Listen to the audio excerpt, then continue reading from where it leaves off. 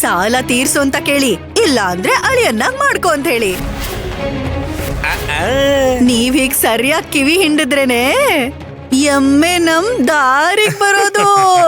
ಅಯ್ಯೋ ಭಲೆ ಭಲೆ ಭಲೆ ಭಲೆ, ಮತ್ತೆ ಮತ್ತೆ ಮಾಡೋಣ. ಭಲೆ ಭಲೆ ಭಲೆ ಭಲೆ ಭಲೆ.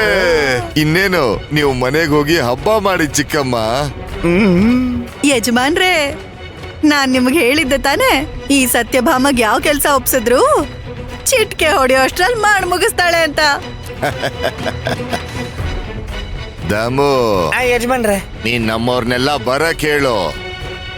ತಕ್ಷಣ ಶಿವಪ್ಪನ ಹತ್ರಕ್ಕೆ ಹೋಗ್ಬೇಕು. ಇವತ್ತೇನಾ? ಇವತ್ತಲ್ಲ, ಈಗ್ಲೇ, ಈಗಿಂದೀಗ್ಲೇ. ಆ